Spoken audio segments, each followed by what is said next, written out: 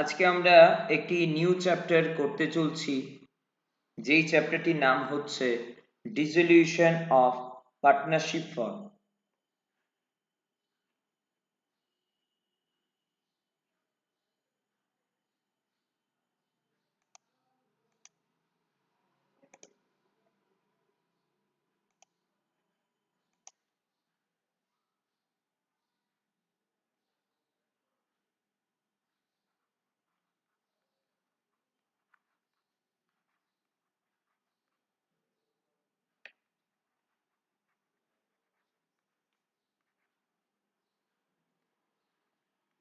আজকে যে চ্যাপ্টারটি আমরা করতে চলছি সেই চ্যাপ্টারটি পার্টনারশিপ চ্যাপ্টারের শেষতম চ্যাপ্টার,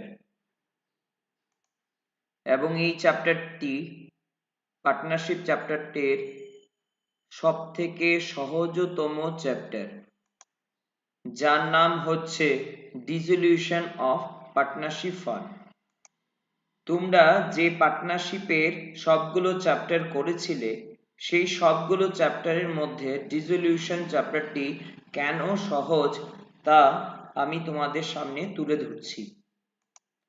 কেন এতগুলো পার্টনারশিপ ফার্মের যে সকল অঙ্কগুলো আমরা করেছি সেগুলো সবগুলো পার্টনারশিপের কনস্ট্রাকশন বাবদ সেই এন্ট্রিগুলো আমরা শিখে নিয়েছি।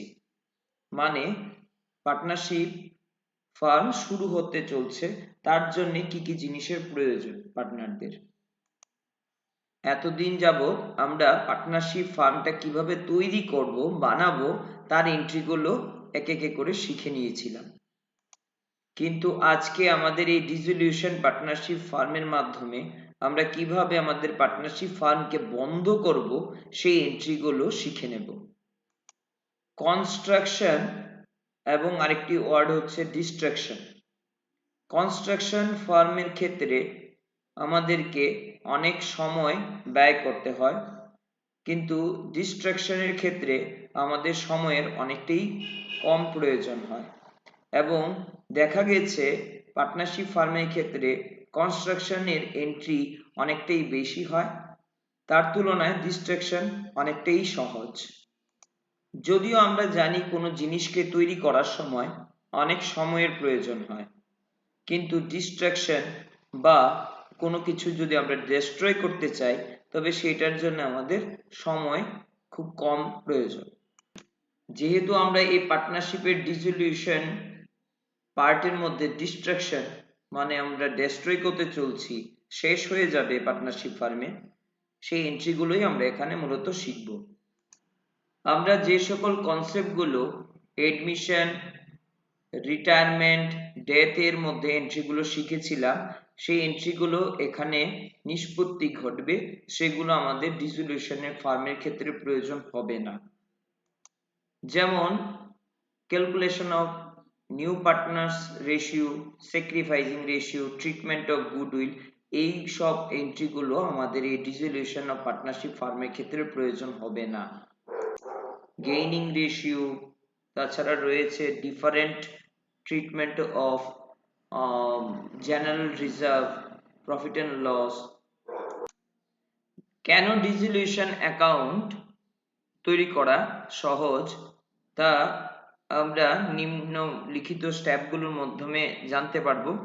ডিসলিউশন অ্যাকাউন্ট করার জন্য মূলত আমাদের তিনটা অ্যাকাউন্টের উপর নির্ভর করতে হয়। একটা হয় রিয়েলাইজেশন অ্যাকাউন্ট,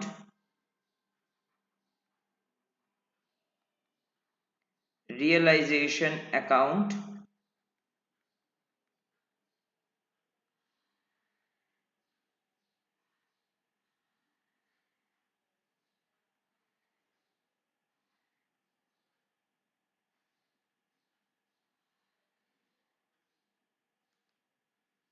আরেকটা হয় আমাদের পার্টনার্স ক্যাপিটাল অ্যাকাউন্ট,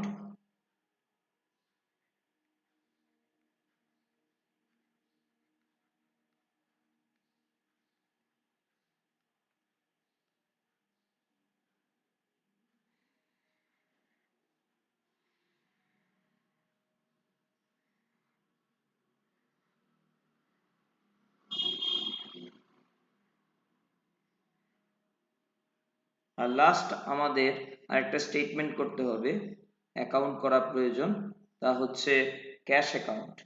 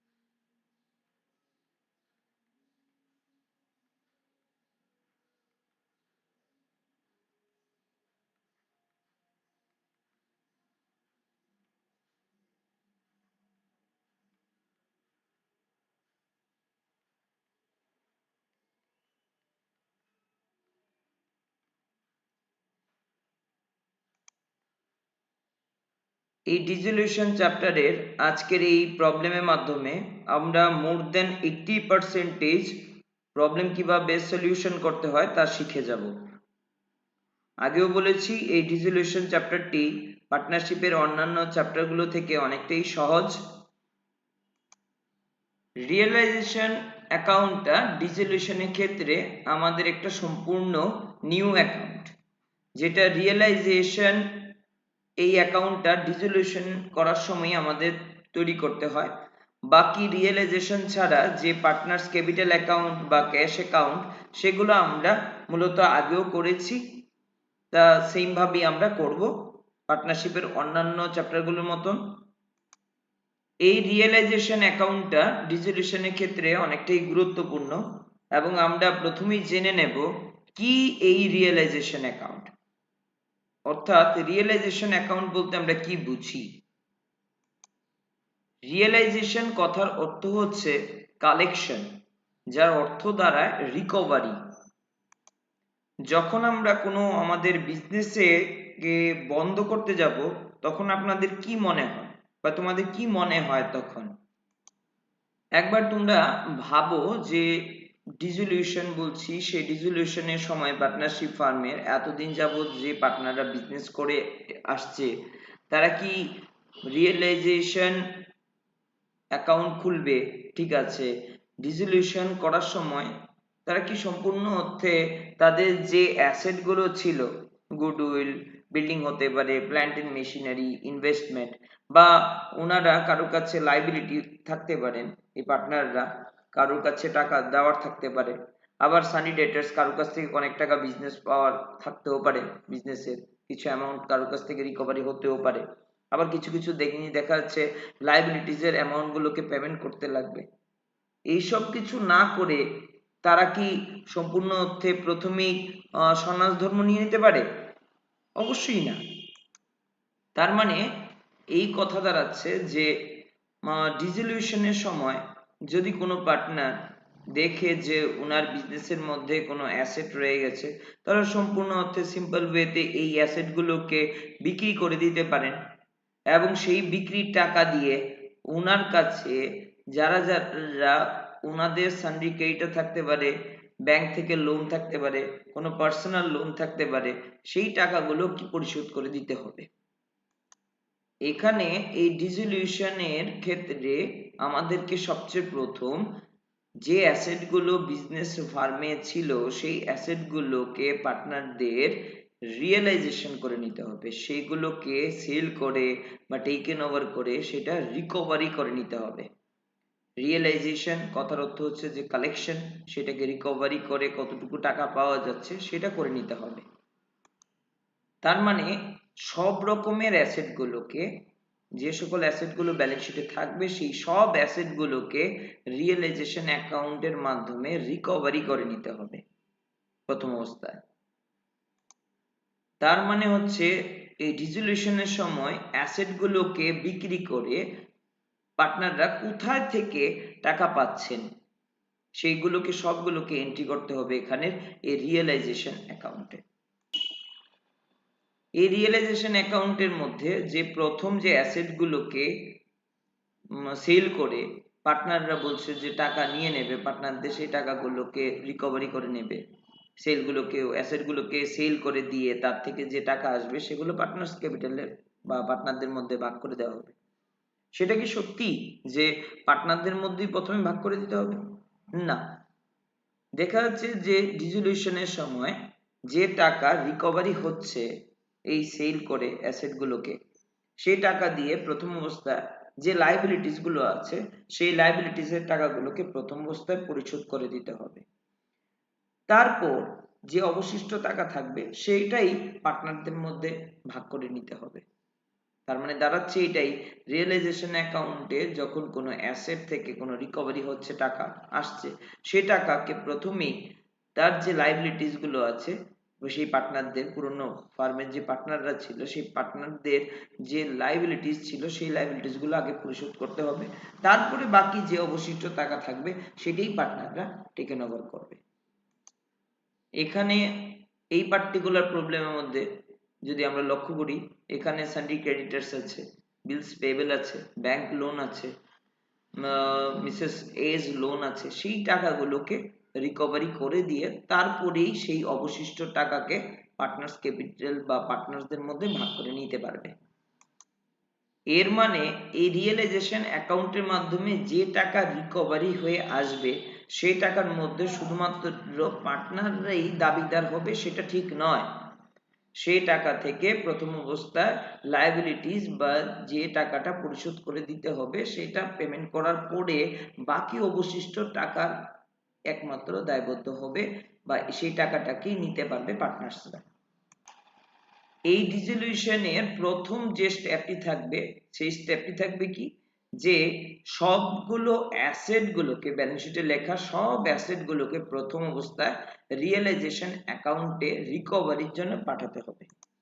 আবার দেখা যাচ্ছে শুধুমাত্র অ্যাসেট গুলোকেই আমরা রিয়েলাইজেশন অ্যাকাউন্টে ট্রান্সফার করব না, লাইবিলিটিস গুলোর মধ্যেও যে ধরনের লাইবিলিটিস গুলোকে মনে হচ্ছে যে রিকভারির সঙ্গে রিলেটেড আছে সেই ধরনের লাইবিলিটিস গুলোকে আমাদের এই রিয়েলাইজেশন অ্যাকাউন্টে ট্রান্সফার করতে হবে। তার মানে দাঁড়াচ্ছে প্রথম স্টেপে এই ডিসলিউশনের অ্যাসেটস এবং লাইবিলিটিস গুলোকে রিয়েলাইজেশন অ্যাকাউন্টে প্রথম ট্রান্সফার করা।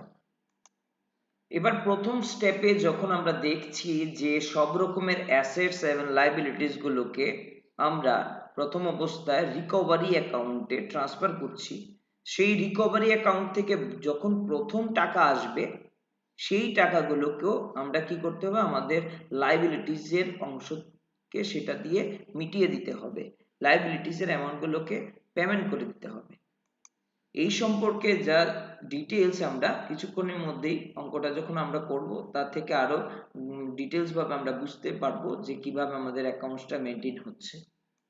আমি আবারও বলছি সবার উদ্দেশ্যে, প্রথম স্টেপ আমাদের হচ্ছে কি, যে অ্যাসেটস এবং লাইবিলিটিস গুলো আমাদের যে ফার্মে আছে দেওয়া সেগুলোকে আমাদের রিকভারি অ্যাকাউন্টে ট্রান্সফার করতে হবে এবং 2 নম্বর স্টেপের মধ্যে দিয়ে সেই রিকভারি যা কিছুই হবে সেই রিকভারি টাকা দিয়ে আমাদেরকে লাইবিলিটিস গুলোকে পরিশোধ করতে হবে।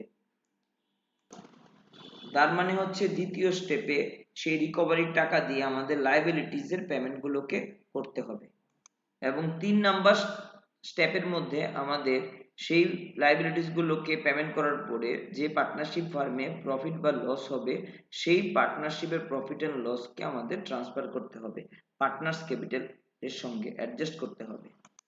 আর লাস্ট পার্টে থাকবে পার্টনারদেরকে তাদের অংশটুকু ফিরিয়ে দেওয়া এবং আমাদের বিজনেসটাকে ক্লোজ করে দেওয়া, যেহেতু এই চ্যাপ্টারের নাম হচ্ছে dissolution of the partnership firm.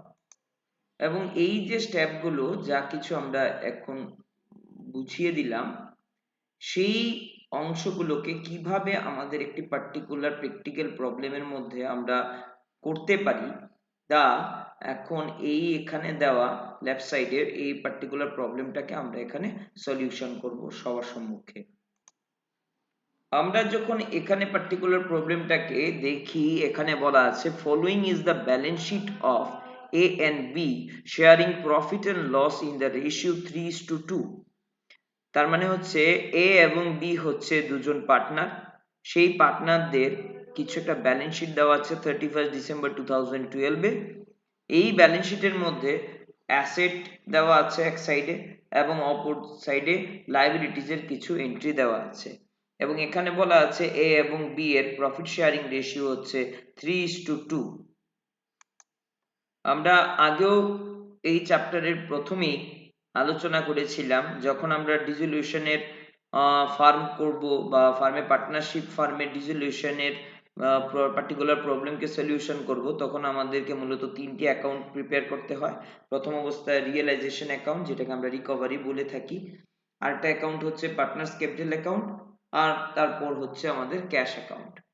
এই তিনটে অ্যাকাউন্টের মধ্যে দিয়ে আমাদেরকে পার্টিকুলার প্রবলেম সলিউশন করতে হয়।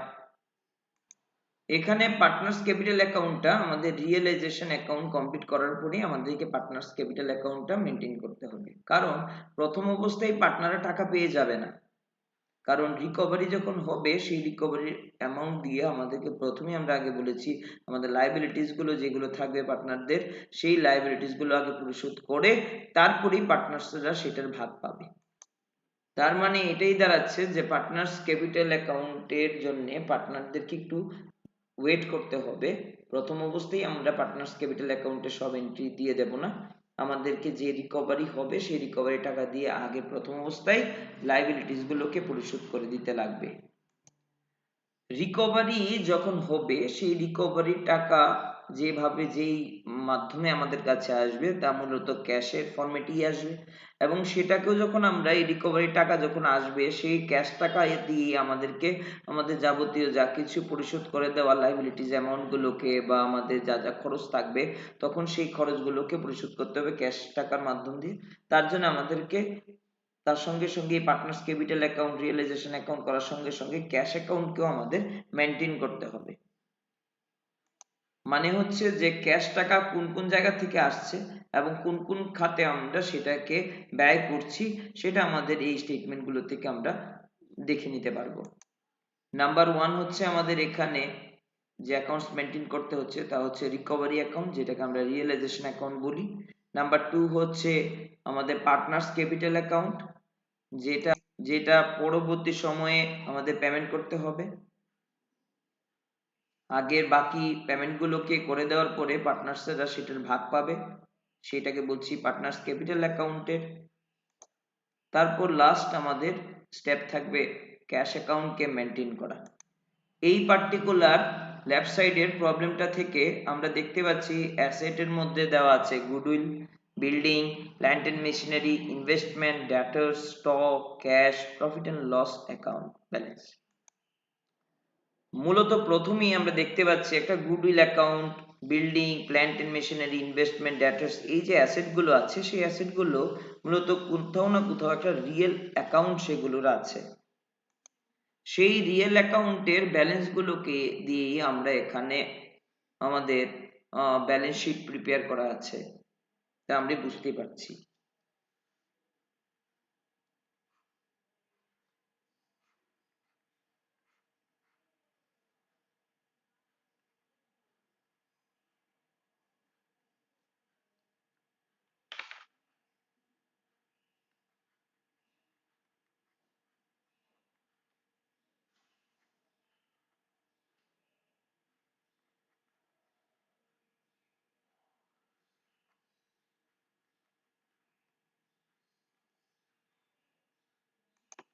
Goodwill, building and plant and machinery, এই সকল অ্যাসেট গুলো যেহেতু অ্যাসেট, সেটা হবে সবসময় ডেবিট ব্যালেন্স।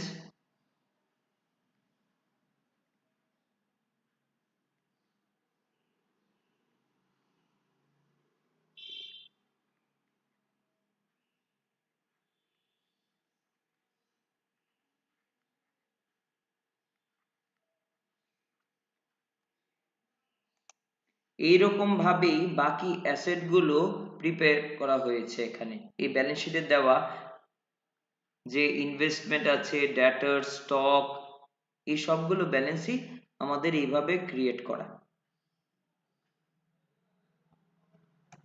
এই অ্যাসেটগুলোর মধ্যে থেকে যে ধরনের অ্যাসেটগুলোকে আমাদের মনে হবে যে এইগুলো থেকে আমাদের রিকভারি হতে পারে, সেই অ্যাসেটগুলোকেই আমরা মূলত রিকভারি অ্যাকাউন্ট মানে হচ্ছে রিয়েলাইজেশন অ্যাকাউন্টে আমরা ট্রান্সফার করে নেব।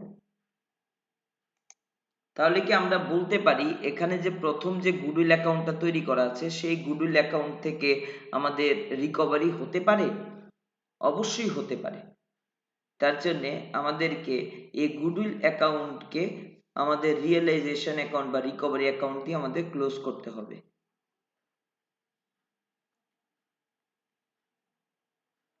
এবং এইভাবে আমরা ডেবিট সাইড এবং ক্রেডিট সাইডকে দুটোকে ক্লোজ করে দিতে পারি। আর এখানে রিকভারি করার অর্থ হচ্ছে যে আমরা ওই অ্যাকাউন্টটাকে এখানে ক্লোজ করে দেব। যেভাবে আমরা বাই রিয়েলাইজেশন অ্যাকাউন্ট বলে গুডউইল অ্যাকাউন্টের ক্রেডিট দিকে 10,000 বলে আমরা অ্যাকাউন্টসটাকে মিলিয়ে দিচ্ছি, তার মানে হচ্ছে এই গুডউইল অ্যাকাউন্টটার আর কোনো রকম ভাবে কোনো নথিপত্র থাকবে না। এবং এটার জন্য আমাদের জার্নাল এন্ট্রি হবে realisation account debit to goodwill account. এবং এই এই গুডউইল অ্যাকাউন্টটাকে আমরা রিয়েলাইজেশন অ্যাকাউন্টের ডেবিট দিকে 10,000 বলে লিখে দেব।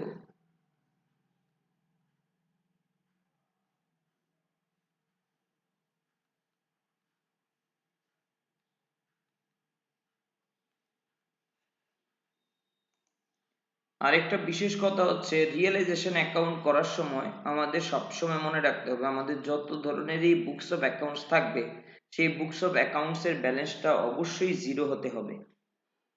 মানে তার এগেনস্টে কোনো রকম ভাবে আর কোনো ব্যালেন্স অ্যামাউন্ট থাকবে না।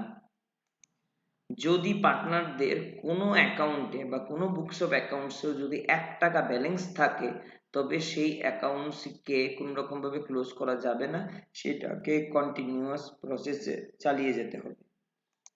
যদি পার্টনাররা চায় যে পার্টনারদের পার্টনারশিপ ফার্মটা বন্ধ হওয়ার জন্য, তার জন্য সবচেয়ে প্রথম যেটা হবে প্রত্যেকটা বুকস অফ অ্যাকাউন্টস এর ব্যালেন্সকে কোনো রকম ভাবে কোনো ব্যালেন্স অ্যামাউন্ট থাকতে পারবে না, টোটাল ব্যালেন্স জিরো হতে হবে।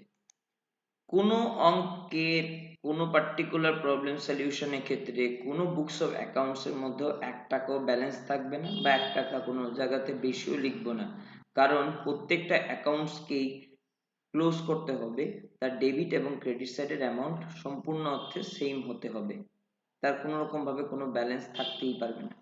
যেখানে এখানেও দেখা যাচ্ছে যে গুডউইল অ্যাকাউন্ট যেহেতু একটা অ্যাসেট, তার জন্য তার ডেবিট ব্যালেন্স আছে 10,000, সেটাকে ক্রেডিট ব্যালেন্সে 10,000 লিখেই আমাদের সেইটাকে ক্লোজ করতে হবে। তার জন্য আমাদেরকে মনে রাখতে হচ্ছে যে গুডউইল অ্যাকাউন্টকে আমাদের ক্রেডিট করতে হবে। তার মানে হচ্ছে গুডউইল অ্যাকাউন্টে 10,000 ক্রেডিট করার জন্য আমাদের যে জার্নাল এন্ট্রি তৈরি করতে হচ্ছে তখন আমরা লিখতে হয় টু গুডউইল অ্যাকাউন্ট। সেই গুডউইল অ্যাকাউন্টের জন্য কোনটাকে আমরা ডেবিট করছি, যেহেতু গুডউইল অ্যাকাউন্টকে আমরা আগেও বলেছি সব ধরনের অ্যাসেট এবং লাইবিলিটিস গুলোকে ফার্স্ট স্টেপে আমাদের রিকভারি অ্যাকাউন্ট বা রিয়েলাইজেশন অ্যাকাউন্টের মধ্যে ট্রান্সফার করতে হবে, তার জন্যই আমাদের জার্নালিটা হচ্ছে কি realisation account debit to goodwill account.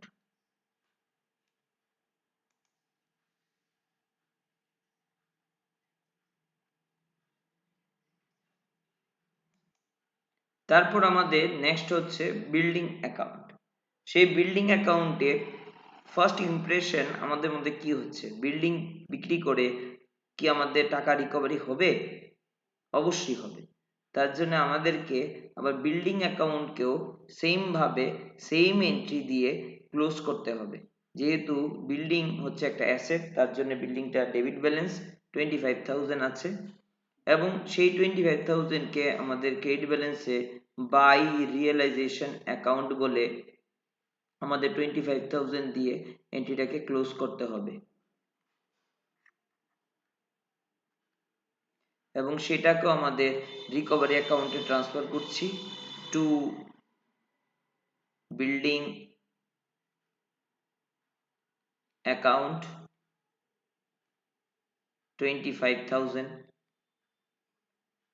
তার জার্নালটি হচ্ছে realization account debit to building account। Next entry আমাদের প্ল্যান্ট এন্ড মেশিনারির ক্ষেত্রেও আমরা একবার ভেবে নেব সেই প্ল্যান্ট এন্ড মেশিনারি 25,000 সেটা থেকে কি আমাদের রিকভারি হতে পারে। ফার্স্ট ইমপ্রেশনই আমরা আমাদের ধারণা হবে যে প্ল্যান্ট এন্ড মেশিনারি থেকেও আমাদের রিকভারি হতে পারে। তার জন্য আমাদেরকে 25,000 যেহেতু ডেবিট দিকে আছে 25,000 আমাদের ক্রেডিট দিকে করতে হবে। তার জন্য আমরা লিখব বাই রিয়েলাইজেশন অ্যাকাউন্ট 25,000। সেটার জার্নালটি হবে realization account debit to plant and machinery account 25,000 এবং এটাকে আমাদের রিয়েলাইজেশন অ্যাকাউন্টে ট্রান্সফার করতে হবে to plant and machinery account 25,000। এইভাবে বিল্ডিং অ্যাকাউন্ট এবং প্ল্যান্ট এন্ড মেশিনারি অ্যাকাউন্টের ব্যালেন্সগুলোকে আমরা যখন রিকভারি অ্যাকাউন্টে ট্রান্সফার করি এইভাবে করে আমরা এটার অ্যাকাউন্টকে ক্লোজ করে দেব। তার মানে হচ্ছে এই অ্যাকাউন্টগুলোর মধ্যে আর আমাদের কোনো ব্যালেন্স অ্যামাউন্ট থাকছে না। তারপর নেক্সট এন্ট্রি আমাদের প্রবলেমের মধ্যে আছে দেওয়া ইনভেস্টমেন্ট, যার ভ্যালু হচ্ছে 24,000। আমাদের সবার কি মনে হচ্ছে যে ইনভেস্টমেন্ট থেকে কি আমাদের কোনো রিকভারি হতে পারে? যদি একবার আমরা গভীরভাবে ভাবি তাতে আমাদের উত্তর আসছে হ্যাঁ, ইনভেস্টমেন্ট থেকে আমাদের 24,000 এর রিকভারি হবে, অবশ্যই হবে। তার এন্ট্রি দেব বাকি এন্ট্রিগুলোর মধ্যেই টু ইনভেস্টমেন্ট অ্যাকাউন্ট 24,000। এইভাবে ইনভেস্টমেন্ট এন্ট্রি দিয়ে আমরা ইনভেস্টমেন্ট অ্যাকাউন্টকেও আমরা ক্লোজ করে দিচ্ছি, মানে ইনভেস্টমেন্ট অ্যাকাউন্টে আর কোনো রকম ভাবে কোনো ব্যালেন্স থাকছে না। তার মানে হচ্ছে যে ইনভেস্টমেন্ট থেকেও আমাদের ভবিষ্যতে টাকা রিকভারি হবে।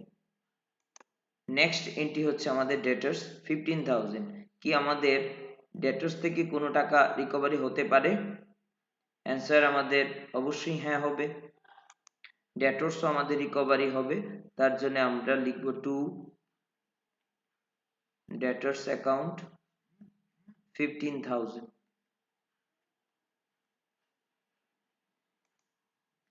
কত লিখবো আমরা? ডেটর্স এর ভ্যালুটা 15,000, না কোনো রকম ভাবে কোনো কম বা বেশি, একদম ডাইরেক্ট 15,000 আমরা অ্যামাউন্ট লিখে সেটাকে এই ডেটর্স অ্যাকাউন্টের ব্যালেন্সটাকেও আমরা ক্লোজ করে দেব।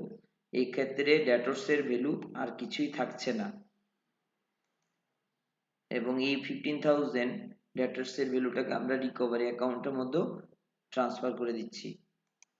নেক্সট এন্ট্রি হচ্ছে আমাদের স্টক, ভ্যালু হচ্ছে 10,000। প্রথম ইমপ্রেশনে এই প্রশ্ন হচ্ছে সেই স্টক থেকে কি আমাদের কোনো রিকভারি হতে পারে? হ্যাঁ, আমাদের অবশ্যই হবে। তার জন্য আমরা রিয়েলাইজেশন অ্যাকাউন্টে ডেবিট দিকেই লিখে দেব টু স্টক অ্যাকাউন্ট এবং এই ব্যালেন্সটাকেও আমরা এখানে ক্লোজ করে দেব 10,000 দিয়ে। তারপর নেক্সট স্টেপ হচ্ছে আমাদের ক্যাশ ব্যালেন্স হচ্ছে 13,000। এই থেকে বোঝা যাচ্ছে যে ক্যাশ কোনো রকম ভাবে রিকভারি হয় না, কারণ ক্যাশ ইটসেলফ এ রিকভারি। তার মানে হচ্ছে ক্যাশ অ্যাকাউন্টটা আমরা এখানে ক্লোজ করব না, ক্যাশের ব্যালেন্সটা আমাদের শেষ অবধি থেকে যাবে। এই পার্টনারশিপ ফার্মের ক্ষেত্রে আমাদের অনেক রকম এন্ট্রি, টাকা আমাদের রিকভারি হবে, টাকা পরিশোধ করতে হবে, তার জন্য আমাদের ক্যাশ অ্যাকাউন্টকে এখন আমরা ক্লোজ করছি না। এখন আমরা ক্যাশ অ্যাকাউন্টের, যেহেতু ক্যাশ অ্যাকাউন্ট একটা হচ্ছে আমাদের কি অ্যাসেট সাইডের ব্যালেন্স, সেই অ্যাসেট সাইডের ব্যালেন্স সবসময় আমাদের ডেবিট ব্যালেন্স হয় এবং লাইবিলিটি সাইডের ব্যালেন্স আমাদের ক্রেডিট ব্যালেন্স হয়। তার জন্য ক্যাশ অ্যাকাউন্টের ডেবিট দিকে আমরা লিখব টু ব্যালেন্স বিডি, অ্যামাউন্ট থাকবে 13,000। নেক্সট এন্ট্রি হচ্ছে profit and loss 4,000 debit balance, যেহেতু এটা অ্যাসেট তার মানে হচ্ছে এটা হচ্ছে একটা ডেবিট ব্যালেন্স। তাহলে প্রফিট অ্যান্ড লস অ্যাকাউন্টে ডেবিট ব্যালেন্স আমাদের কি শো করে সেটা সম্পর্কে সবচেয়ে প্রথমে আমাদের বুঝতে হবে। প্রফিট অ্যান্ড লস অ্যাকাউন্টে ডেবিট ব্যালেন্স, এই কথাটির অর্থ হচ্ছে যে সিম্পলি হচ্ছে কি যে আমাদের লসটা শো করছে, মানে প্রফিট অ্যান্ড লস অ্যাকাউন্টে ডেবিট ব্যালেন্স মেইনলি হচ্ছে লসের কথা বলছে। লস কি আমাদের কোনো ফার্মে কোনো রিকভারি হয় যদি আমরা প্রশ্ন করি? দেখবো আমাদের কোনো বিজনেসের কোনো লস হলে কোনো লোক সামনে থেকে এসে সেই লসটা কোনো রিকভারি করে না। তার মানে অর্থ দাঁড়াচ্ছে তাই যে প্রফিট অ্যান্ড লস অ্যাকাউন্টের যে ডেবিট ব্যালেন্স বলছি, যে অ্যাসেট সাইড ব্যালেন্স বলছি, সেটা হচ্ছে লস। সেই লস আমাদের কোনো রকম ভাবে রিকভারি অ্যাকাউন্টে আমরা ট্রান্সফার করব না। বিজনেসের যখন কোনো লস হয় সেই লস মূলত পার্টনারদেরই লস হয়। সেটা যেহেতু ডিসলিউশন ফার্ম, মানে যেটা হচ্ছে কি পার্টনারশিপ ফার্মটা বন্ধ হয়ে যাচ্ছে, তার জন্য এই লসটা বিয়ার করার মূলত দায়ভার থাকবে পার্টনারদেরই। যেহেতু এই প্রফিট অ্যান্ড লসের ব্যালেন্স আছে 4000 এবং সেই ব্যালেন্সটাকেও আমাদের এখানে ক্লোজ করতে হবে, তা সেই ক্লোজ করার জন্য সেটাকে আমরা রিকভারি অ্যাকাউন্টে মূলত ট্রান্সফার করব না, কিন্তু এইটাকে আমাদের পার্টনার্স ক্যাপিটাল অ্যাকাউন্টে ট্রান্সফার করে সেই লসের ব্যালেন্সটাকে আমাদের এখানে জিরোতে কনভার্ট করতে হবে। এই 4000 ব্যালেন্সটা থাকছে না। এই লসের এন্ট্রিটা আমাদের ক্ষেত্রে মূলত যে জার্নাল এন্ট্রি হবে, আমরা যদি যদি প্রফিট অ্যান্ড লস অ্যাকাউন্ট দেখি, সেই প্রফিট অ্যান্ড লস অ্যাকাউন্টের যেহেতু এটা debit balance, asset side balance, তার জন্য হচ্ছে কি 4000, এবং এইটাকে আমাদের এই অ্যাকাউন্টটাকে ক্লোজ করার জন্য আমাদের ক্রেডিট সাইডে 4000 ব্যালেন্স হতে হবে। সেই ব্যালেন্সটাকে আমরা মূলত এ এবং বি তে ট্রান্সফার করতে হবে পার্টনার্স ক্যাপিটাল অ্যাকাউন্টে, আগেও বলেছি। সেটা জার্নালিটি দাঁড়াচ্ছে যে A's capital account debit, B's capital account debit to profit and loss account, যে লসটার কথা হচ্ছে সেইটার এন্ট্রি। এই প্রফিট অ্যান্ড লস অ্যাকাউন্টের টোটাল 4000 এর ব্যালেন্সকে আমরা এ এবং বির মধ্যে ভাগ করব সেই profit sharing ratio, profit and loss sharing রেশিওতে 3:2, যা আমাদের প্রবলেম পার্টিকুলার প্রবলেমে প্রথমেই বলা আছে। সেই 3:2 অনুপাতে ভাগ করলে আমাদের দাঁড়াবে 2400 এর ক্ষেত্রে, এবং বির ক্ষেত্রে হবে 1600। যেহেতু এটা লস হয়েছে সেটাকে আমরা পার্টনার্স ক্যাপিটাল অ্যাকাউন্টে ট্রান্সফার করব। ডেবিট দিকে লিখব to profit and loss account, এবং এর ঘরে লিখব আমরা 2400, বির ঘরে লিখব 1600। এইভাবে করে আমরা এই লসটাকেও ব্যালেন্সটাকে নীল করব, এবং এইভাবে করে আমরা এখানে বাই এ অ্যাকাউন্টে 2400 এবং বাই বি অ্যাকাউন্টে 1600 বলে এই অ্যাকাউন্টটাকে আমরা এখানে ক্লোজ করব। এইভাবে করে আমরা ব্যালেন্স শিটের অ্যাসেট সাইডের এন্ট্রিগুলোকে আমরা রিয়েলাইজেশন অ্যাকাউন্টে ট্রান্সফার করেছি। এবং যখন আমরা এই অ্যাকাউন্টগুলোকে ট্রান্সফার করেছি তখন আমাদের মূলত প্রথম ভাবনা চিন্তা ছিল এটাই যে এই অ্যাসেটগুলো থেকে কি সত্যি আমাদের প্রথম ইমপ্রেশনেই সেটা থেকে কোনো রিকভারি হতে পারে কিনা, এবং এইভাবে করেই আমরা একে একে করে অ্যাকাউন্টগুলোকে এলিমিনেশন করেছি, মানে এই অ্যাকাউন্টসগুলোকে বন্ধ করে দিয়েছি, এবং এই অ্যাকাউন্টসগুলো থেকে কোনো রকম ভাবে কোনো ব্যালেন্স অ্যামাউন্ট আর এই অ্যাকাউন্টগুলোতে থাকছে না। এবং এখানে সবগুলো অ্যাসেটেরই একটা রিকভারি অ্যাকাউন্টে একটা লিস্ট হয়ে গেছে, গুডউইল থেকে goodwill, building, plant and machinery, investment, debtor, stock, এই সবগুলোর একটা লিস্ট তৈরি হয়ে গেছে। এবং এইগুলো যখন লিস্ট তৈরি হয়ে গেছে, রিকভারি অ্যাকাউন্টে চলে এসছে ট্রান্সফার হয়ে, তো এইগুলোতে আর কোনো রকম ভাবে কোনো ব্যালেন্স অ্যামাউন্ট থাকছে না। এই অ্যাকাউন্টটা যখন আমরা প্রিপারেশন করছিলাম তখন এখানে দেখেছিলাম আমাদের একটা লস হয়েছিল, সেই লসটাও আমরা কোনো রকম ভাবে রিকভারি অ্যাকাউন্টে ট্রান্সফার করিনি, যেহেতু আমরা জানি কোনো ফার্মের কোনো ক্ষতি হলে বা লস হয়ে গেলে সেটার জন্য কেউ কোনো রকম ভাবে রিকভারি করে থাকে না, তার জন্যে আমরা সেই লসটাকেও পার্টনার্স ক্যাপিটাল অ্যাকাউন্টে ট্রান্সফার করে দিয়েছি। তার জন্য পার্টনার্স ক্যাপিটাল অ্যাকাউন্টে ডেবিট দিকে to profit and loss account বলে এর ঘরে 2400 এবং বির ঘরে 1600 অ্যামাউন্ট লিখে দিয়েছি। আর এখানে সর্বশেষ যে এন্ট্রিটা আছে সেটা হচ্ছে যে ক্যাশ অ্যাকাউন্টও আমরা অ্যাসেট গুলো থেকে একটা আলাদা করে অ্যাকাউন্ট তৈরি করেছি, যেহেতু ক্যাশ ইটসেলফ রিকভারি, ক্যাশ থেকে রিকভারি অ্যাকাউন্টে আমরা ট্রান্সফার করি না। এবং ক্যাশ অ্যাকাউন্টের মধ্যে আরো অনেক রকমের এন্ট্রি, যে রকম ভাবে কোনো অ্যাসেটের কোনো সোল্ড করে থাকলে সেটা থেকে টাকা আসবে, এবং সেই অ্যাসেটে টাকা আসার পর সেই টাকাকে আমাদের আবার লাইবিলিটিস গুলোর মধ্যে পরিশোধ করার ক্ষেত্রে যে সেটা ব্যবহার করতে হবে, সেই ধরনের এন্ট্রি গুলোকেই আমরা মূলত ক্যাশের মধ্যে অ্যাকাউন্টে ট্রান্সফার করব। তার জন্য ক্যাশ অ্যাকাউন্টের জন্য আমরা আলাদা করে একটা অ্যাকাউন্ট খুলে নিয়েছি, যেহেতু অ্যাসেট হচ্ছে একটা ক্যাশ ব্যালেন্সটা এখানে দেখা যাচ্ছে 13,000, তার জন্য সেই ক্যাশ অ্যাকাউন্টেরও আমরা ডেবিট দিকে টু ব্যালেন্স বিডি বলে 13,000 এর এন্ট্রি দিয়ে দিয়েছি। এবং এখানে একটা বিশেষ জিনিস লক্ষ্য করার বিষয়বস্তু দেখবে সবাই, যে যতগুলো অ্যাকাউন্ট গুলোকে আমরা এখানে প্রিপারেশন করেছি এবং সবগুলোতেই দেখবে এইগুলো সবগুলো ডেবিট দিকেই লিখেছি আমরা, যেহেতু অ্যাসেট গুলো সবগুলোই আমাদের ডেবিট ব্যালেন্স, তার জন্য দেখা যাচ্ছে যে এই ক্ষেত্রে অ্যাসেটের যা যা এন্ট্রি ছিল সবগুলোই হয়তোবা realisation account, partners capital account বা ক্যাশ অ্যাকাউন্ট, সবগুলো ডেবিট সাইডেই আমরা সেই এন্ট্রি গুলোকে লিখেছি। একটা সিঙ্গেল পোস্টিংও এখানে নেই যেগুলো আমাদের ক্রেডিট সাইডে এন্ট্রিতে আমরা লিখেছি, সবগুলো অ্যাসেট গুলোই আমরা ডেবিট দিকেই হয়েছে। এবং এই থেকে আমরা এটাও বুঝতে পারি যে যেহেতু একটা অ্যাসেট ব্যালেন্স সবসময় ডেবিট ব্যালেন্স হয়, তার জন্য এই অ্যাসেট যে কোনো অ্যাকাউন্টেই যাক সেটা ডেবিট সাইডই হবে, হয়তো বা রিয়েলাইজেশন অ্যাকাউন্টেই যাক, পার্টনার্স ক্যাপিটাল অ্যাকাউন্টেই যাক, আর ক্যাশ অ্যাকাউন্টেই যাক, যেখানেই যাক, যেখানেই আমরা বসাই না কেন সেটা সবসময় ডেবিট ব্যালেন্স হবে। তার মানে হচ্ছে যে কোনো অ্যাকাউন্টেই যাক সেটা হবে ডেবিট। আর এটা কোনো রকম ভাবে ভুল করার কোনো বিষয়বস্তুই থাকে না, যেহেতু এটা ডেবিট, সেগুলোর জন্য আমরা সবটি অ্যাকাউন্টের মধ্যেই দেখছি যে অ্যাসেট গুলো সবগুলোই ডেবিট হয়েছে। এইটুকু অবধি আমাদের ব্যালেন্স শিটের হাফ পার্ট হয়ে গেছে। আর এখন আমাদের কাছে রয়ে গেছে liability side, asset side full complete হয়ে গেছে।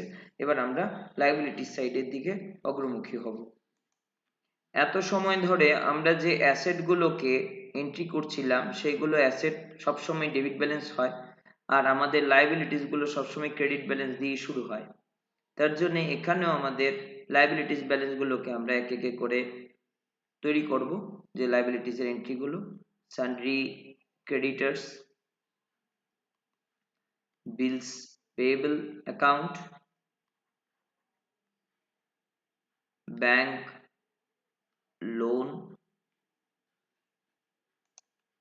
এই পার্টিকুলার প্রবলেমে সানড্রি ক্রেডিটর্সে যেহেতু এটা আমাদের ক্রেডিট ব্যালেন্স হবে, তার জন্য আমরা লিখব by balance BD 30,000, creditors by balance BD bills পেবেলে হবে আমাদের 10,000, এবং ব্যাংক লোনেও লিখবো আমরা বাই ব্যালেন্স বিডি হবে আমাদের 12,000। এই অ্যাকাউন্টস গুলোকে আমাদের ক্লোজ করার সময় সবচেয়ে প্রথম আমাদের প্রশ্ন করতে হবে যে সানড্রি ক্রেডিটর্স এর বা বিলস পেয়েবল, ব্যাংক লোন, এরা হচ্ছে আমাদের ফার্মের লাইবিলিটিস, মানে we are liable to pay that amount to the syndicators, bills payable or the bank loans from where we taken our bank loan. We should first pay that amount. আমাদের কি মনে হচ্ছে যে আমরা কি syndicators এর টাকাটাকে আমাদের পরিশোধ করতে হবে? তাতে আমাদের দেখা যাচ্ছে হ্যাঁ অবশ্যই syndicators এর টাকা, বিলস পেমেন্ট, ব্যাংক লোন, সেই টাকাগুলো পরিশোধ করতে হবে। তার জন্যে এই টাকাগুলোর এগেনস্টে আমাদের যে 30,000 ক্রেডিট ব্যালেন্স আছে সেই ব্যালেন্স গুলোকে আমরা আমাদের এখানে ক্লোজ করব। তো সেটাকে আমরা লিখব টু রিয়েলাইজেশন অ্যাকাউন্ট 30,000, এবং সেটার ব্যালেন্সটাকে আমরা এখানে ক্লোজ করে দেব 30,000। লিখব বাই সানড্রি ক্রেডিটর্স অ্যাকাউন্ট 30,000 রিয়েলাইজেশন অ্যাকাউন্টে। আবার এটা এইভাবে করে আমরা ক্লোজ হয়ে যাবে। তার জার্নালিটি দাঁড়াচ্ছে sundry creditors account sundry creditors account debit to realization account 30,000। Next আমাদের হচ্ছে বিলস পেবল, সেটা আমরা লিখবো টু রিয়েলাইজেশন অ্যাকাউন্ট 10,000 বলে সেই অ্যামাউন্টটাকে আমরা এখানে ক্লোজ করব 10,000 ডেবিট এবং 10,000 ক্রেডিট।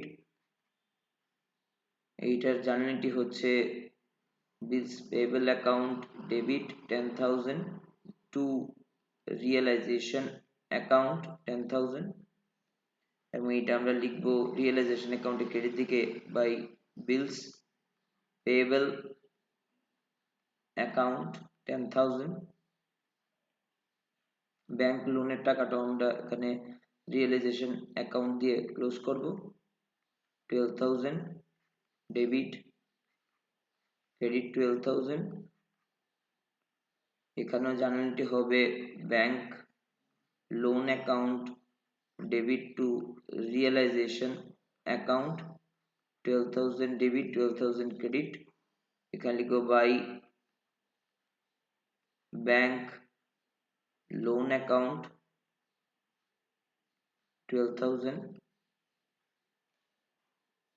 আরেকটি বিশেষ কথা হচ্ছে যে রিয়েলাইজেশন অ্যাকাউন্টে প্রথম যখন আমরা অ্যাসেটগুলোকে ট্রান্সফার করেছিলাম সেই ট্রান্সফারের অ্যামাউন্টগুলো থেকে যখন রিকভারি হয়ে আসবে সেই রিকভারি টাকা দিয়েই আমরা আমাদের সানড্রি creditors bills payable bank loan others যে লাইবিলিটিসগুলো আছে সেই লাইবিলিটিসগুলো আমরা পরিশোধ করে দেব।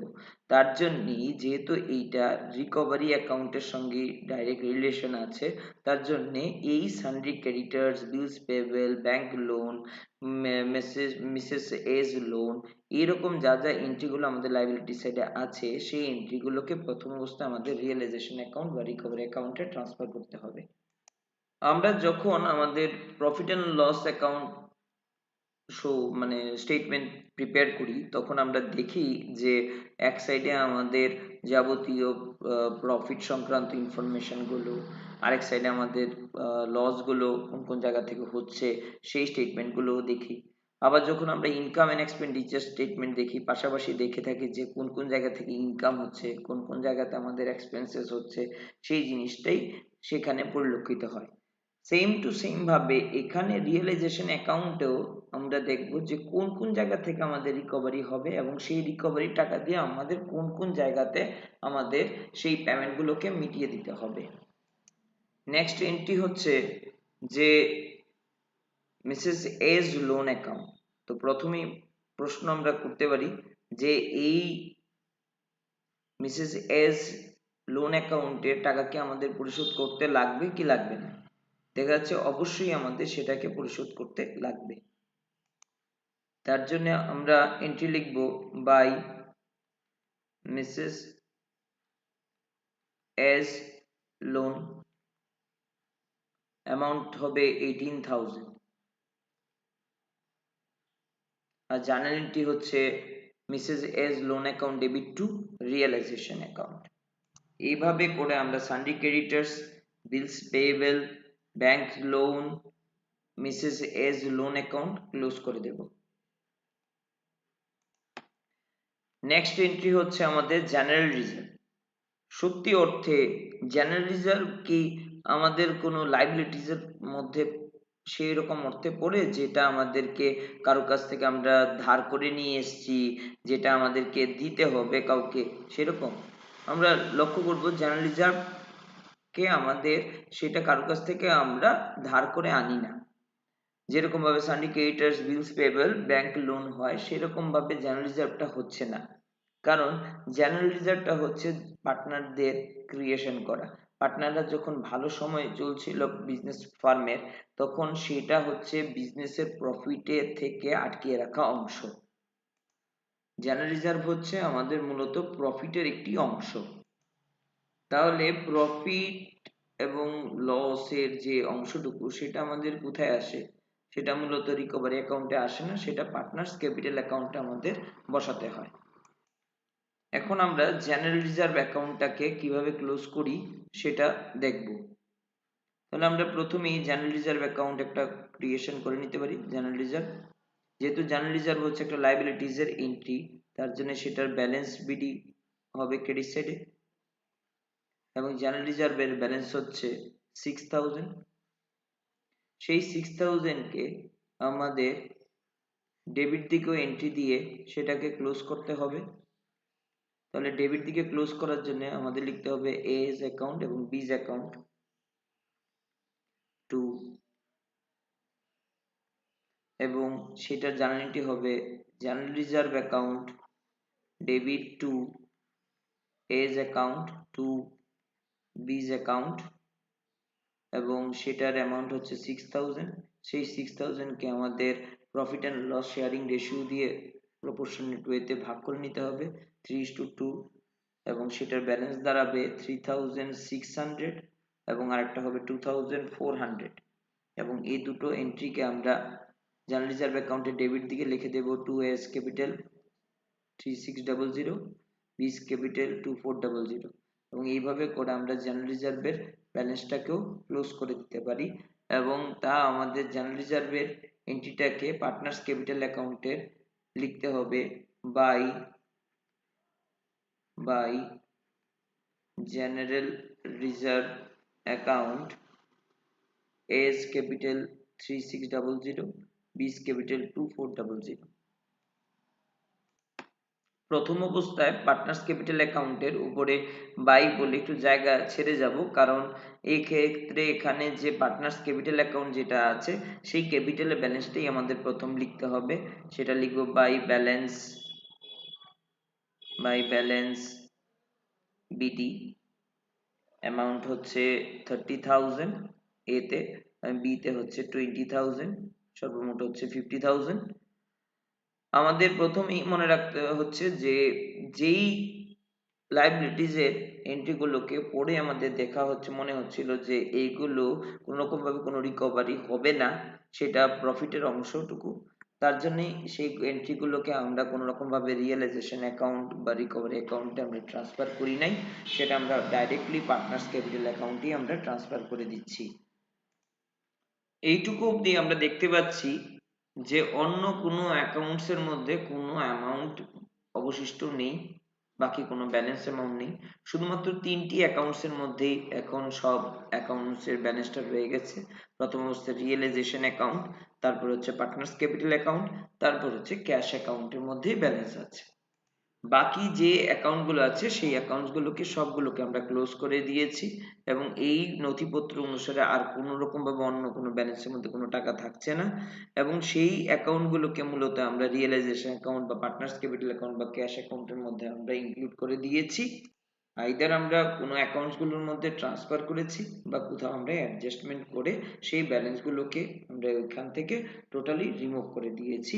এখন আমাদের পুরনো ব্যালেন্স শিটের অ্যাসেট এবং লাইবিলিটিস এর অন্য কোনো তথ্য আমাদের অ্যামাউন্টের ব্যালেন্স নেই, সেই সবগুলো আমরা রিয়েলাইজেশন অ্যাকাউন্ট, পার্টনার্স ক্যাপিটাল এবং ক্যাশ অ্যাকাউন্টের মধ্যে আমরা ট্রান্সফার বা অ্যাডজাস্টমেন্ট করে নিয়েছি।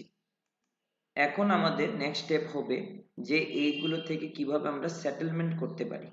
আমরা এর আগেই লিস্ট করে নিয়েছি যে রিয়েলাইজেশন ডেবিট দিকে দেখা যাচ্ছে কিছু অ্যাসেট এবং লাইবিলিটিস এর এন্ট্রি গুলোকে আমরা ক্রেডিট সাইডে এন্ট্রি দিয়ে দিয়েছি রিয়েলাইজেশন অ্যাকাউন্টের, এবং সেগুলো থেকে আমরা কিভাবে সেটেলমেন্ট করব তা এখন আমরা একে একে করে দেখব। আমাদের এই স্টেটমেন্ট থেকে আমরা দেখতে পাচ্ছি যে আমাদের সোর্স অফ, যেখান থেকে আমাদের টাকা আসছে সেইটা আমাদের 6টা সোর্স আছে, এবং এখানে রাইট সাইডের মধ্যে আমরা দেখছি যে রিয়েলাইজেশন অ্যাকাউন্টে 4টা সোর্সের মাধ্যমে আমাদের সেটাকে পেমেন্ট করতে হচ্ছে। সেই যে সোর্সে টাকা আসছে 6টা সোর্সের মাধ্যমে, সেটার পেমেন্ট গুলোকে আমরা সিন্ডিকেটরস, বিলস পেয়েবল, ব্যাংক লোন বা মিসেস এজ লোনে সেই অ্যামাউন্ট গুলোকে আমাদের পরিশোধ করতে হচ্ছে। প্রথম অবস্থায় এই চারটি ক্ষেত্রে আমাদেরকে সেই পেমেন্টটা করে দিতে হবে, বাকি যে অবশিষ্ট টাকা থাকবে সেটাই আমরা পার্টনার্স ক্যাপিটাল অ্যাকাউন্টের মধ্যে পরবর্তী সময়ে ভাগ করে দেওয়া হবে। আমরা এইটুকু অবধি এন্ট্রিগুলোকে আমরা এখানে মার্কিং করে দিচ্ছি। যদিও আমাদের পরীক্ষার সময় আমরা এরকম ভাবে কোনো মার্কিং করব না, আমাদের এখানে বোঝার জন্য আমরা এখানে মার্কিং হিসেবে রাখছি দুটো সাইডে। এখন রিয়েলিটি থেকে আমরা এখনের যে স্টেপটা থাকবে সেটা হবে কি কোথা থেকে আমরা টাকাগুলোকে কালেকশন করব এবং কোন কোন খাতে আমরা সেই পেমেন্টগুলোকে আমরা এক এক করে করব সেটা আমরা দেখব।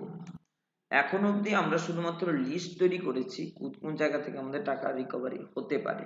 আমরা প্রশ্ন করে দেখেছি যে এই টাকাগুলো আমাদের কি পরিশোধ করতে লাগবে কি লাগবে না, সেটা আমরা প্রথম অবস্থায় আমরা বুঝে নিয়েছি কোন কোন জায়গা থেকে আমরা টাকা পেতে পারি বা কোন কোন জায়গায় আমাদের সেইটা পরিশোধ করতে হবে।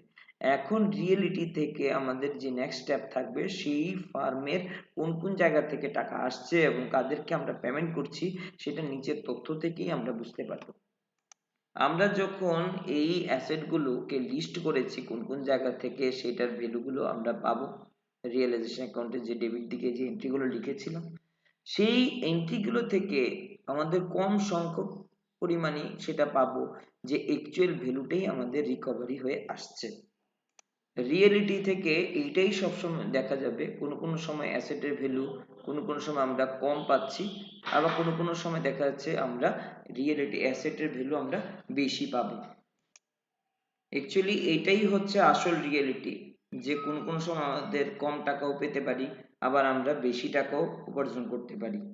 এটাই আসল, এটাই রিয়েলিটি।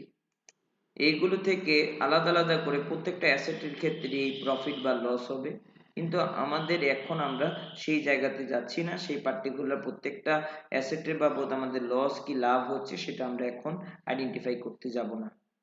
আমরা ইন্ডিভিজুয়াল প্রফিট বা লস সেটা আমরা বের করব না, আমরা ফার্মের যে মানে কম্বাইন্ড একসঙ্গে সবগুলো অ্যাসেট বাবদ আমাদের কি প্রফিট বা লস হচ্ছে সেটাই আমরা বের করব। আমরা শুধুমাত্র মানি কালেকশনের দিকেই লক্ষ্য রাখবো, আমাদের কাছে যে 6টা যে পার্ট আছে সেই 6 সোর্স সেইগুলো থেকে আমাদের টাকা আসবে, সেটার দিকে আমাদের মেইন কনসার্ন থাকবে। এখন আমরা যে প্রশ্ন আছে সেই প্রশ্নের নেক্সট পার্টি আমাদের বলবে যে কোন অ্যাসেট থেকে কত টাকা রিয়েলাইজ হচ্ছে, এবং সেই রিয়েলাইজেশনের যে অ্যাকচুয়াল ভ্যালুগুলো থেকে আমাদের সেই ডিফারেন্সিয়েশন ক্রিয়েট হবে। The firm was dissolved on that date and the following transactions were occurred. এখন আমাদের ফার্মের ডিসলিউশন শুরু হয়েছে এবং এই ধরনের ট্রানজ্যাকশন গুলো ঘটেছিল। Assets were sold and realized as follows.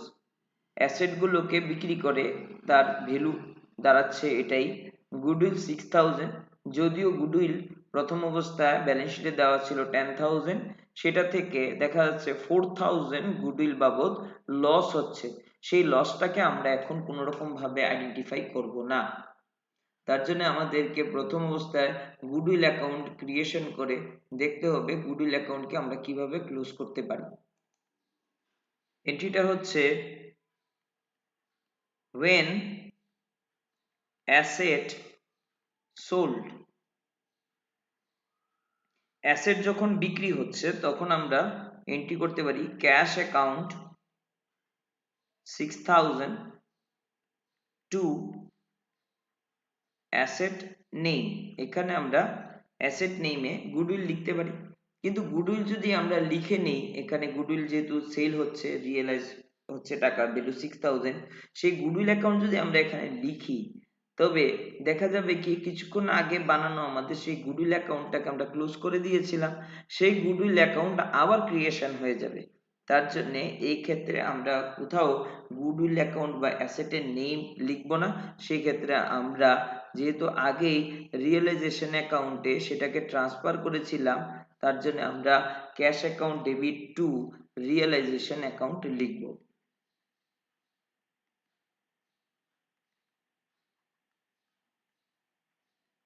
এভাবে করে আমরা অ্যাসেট সেলের এন্ট্রিটা রেকর্ড করতে পারি।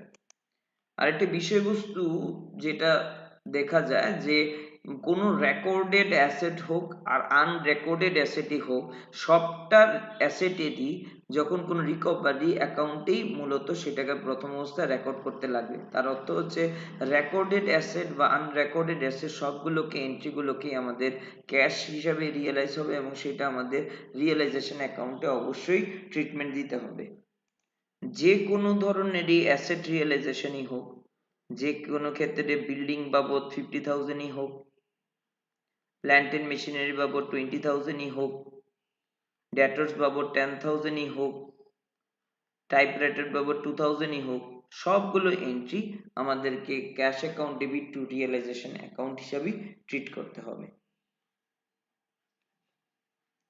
টাইপরাইটার যদিও আমাদের কোনো রকম ভাবে কোনো প্রথম অবস্থায় ব্যালেন্স শিটে ছিল না, যা কিছুই হোক সেইগুলো থেকে যখনই কোনো টাকা রিকভারি হবে সেগুলো সবটাই আমাদের রিয়েলাইজেশন অ্যাকাউন্টে ট্রান্সফার করতে হবে। যে কোনো জায়গা থেকেই টাকা আসুক না কেন আমাদের cash account debit to realisation account হবেই হবে। বলে যে কোনো ধরনের এন্ট্রি হোক, এগুলো আমাদের লিস্টে থাকুক আর না থাকুক, সেইগুলোর ক্ষেত্রে রিয়েলাইজেশন অ্যাকাউন্টে থেকে যখন রিকভারি হবে সেগুলোর এন্ট্রি আমাদের রিয়েলাইজেশন অ্যাকাউন্টে অবশ্যই দিতে লাগবে, এবং তার জন্য ক্যাশ অ্যাকাউন্টকে আমরা ডেবিট করবো এবং রিয়েলাইজেশন অ্যাকাউন্টকে আমরা ক্রেডিট করে সেই এন্ট্রিটা আমাদের লিখতে হবে। আমরা এখানে প্রথমেই বাই ক্যাশ লিখে, ক্যাশ অ্যাকাউন্ট লিখে তার মধ্যে আনলাইন করে এখানে যা অ্যাসেট ছিল সবগুলো অ্যাসেটের নামগুলোকে আমরা লিখে দেব, যে goodwill, building, plant and machinery, debtors, typewriter, সে ভ্যালুগুলো 6000, 50,000, 20,000, 10,000, 2,000, টোটাল ভ্যালুটা আমরা টোটাল অ্যামাউন্টে লিখে দেব। টোটাল ব্যালেন্স হবে আমাদের 88,000 টোটাল অ্যামাউন্টটা। তারপর আমরা এক এক করে আমাদের যে চারটা পেমেন্ট করার অপশন ছিল, সান্ডিকেটস, bills payable, bank loan, Mrs A's loan, এইগুলোকে আমাদের এখানের এই রিকভারি অ্যামাউন্ট থেকে পরিশোধ করতে হবে। নেক্সট আমাদের এন্ট্রি হচ্ছে যে when liabilities are paid। Normally আমাদের যখন লাইবিলিটিস এ অ্যামাউন্টটাকে পেমেন্ট করতে হয় তখন আমরা লিখি liability account debit to cash account. কিন্তু এই ক্ষেত্রে আমরা লাইবিলিটিস অ্যাকাউন্টটা লিখবো না, কারণ লাইবিলিটিস অ্যাকাউন্টটা আমরা আগেই ক্লোজ করে দিয়েছি। তার জন্য এটাকে আমরা লিখবো realisation account debit to cash account. তার মানে যখন লাইবিলিটিস গুলোকে আমরা পরিশোধ করতে যাব তখন রিকভারি অ্যামাউন্ট পাওয়ার পরে যখন এগুলোকে আমরা পরিশোধ করব তখন সেটাকে আমরা realisation account debit to cash account বলেই লিখব। এই ক্ষেত্রে আমরা লাইবিলিটিস অ্যাকাউন্টকে কোথাও উল্লেখ করব না, সিম্পল আমাদের অ্যাকাউন্টে আমরা লিখব realisation account debit to cash account. টাকা আসলেও আমরা রিয়েলাইজেশন অ্যাকাউন্টের মধ্যে এন্ট্রি করব, টাকা যখন পরিশোধ করব তখনও আমরা সেটাকে রিয়েলাইজেশন অ্যাকাউন্টের মাধ্যমেই আমরা এন্ট্রি দিতে হবে। যে কোনো ধরনের কারণেই হোক, এখানে 4 ধরনের কারণ দেখানো হচ্ছে, 5 হতে পারে, 6 ধরনের হতে পারে, যে কোনো ধরনেরই হোক না কেন সেটার জন্য আমাদের entry realisation account debit to cash account বা অন্য কোনো মাধ্যমে পেমেন্ট করলেও সেটাকে আমাদের রিয়েলাইজেশন অ্যাকাউন্টেই উল্লেখ করতে হবে। আমাদের নেক্সট যখন আমাদের পেমেন্টের অপশনটা আসছে সেখানে দেখা যাচ্ছে যে এ টুক স্টক রুপিস 8,000 এবং বি স্টক ইনভেস্টমেন্টে 15,000 সেটা টেক ওভার করছে। এই ক্ষেত্রে যখন আমরা দেখছি যে এ এবং বি দুটো অ্যাসেটকে টেকেন ওভার করছে সেই ক্ষেত্রে আমাদের এন্ট্রি কিরকম হবে। কোনো কোনো সময় আমরা দেখে থাকি যে পার্টনারশিপ ফার্মের ডিসলিউশনের ক্ষেত্রে দেখা যায় যে ফার্মের কোনো কোনো অ্যাসেট গুলো বিক্রি হয় না, আবার কোনো কোনো সময় দেখা যায় যে কোনো কোনো অ্যাসেট গুলোকে যখন বিক্রি করা সম্ভব হয় না তখন সেই অ্যাসেট গুলোকে বিক্রি করা সম্ভব হচ্ছে না, এটা যেরকম ভাবে সত্য সেরকম ভাবে দেখা যাচ্ছে যে কোনো কোনো অ্যাসেট গুলো পার্টনার্সদেরও পছন্দ হয়ে যায়, তখন পার্টনার্সরা সেগুলোকে নিজেরাই টেকেন ওভার করে। সেম টু সেম এই পার্টিকুলার প্রবলেমেও এ স্টকটাকে টেকেন ওভার করছে এবং বি সেই ইনভেস্টমেন্টটাকে টেকেন ওভার করছে। কিন্তু এ কথাও সত্য, যখন পার্টনাররা সেই অ্যাসেটগুলোকে পছন্দ করে নিজেরা টেকেন ওভার করতে যায়, সেই অ্যাসেটগুলোকে আমরা পার্টনারকে দিতে পারি কি পারি না? অবশ্যই পার্টনারদেরকে আমরা দিতে পারি, কিন্তু পার্টনাররা সেই অ্যাসেটগুলো বিনামূল্যে পাবে না।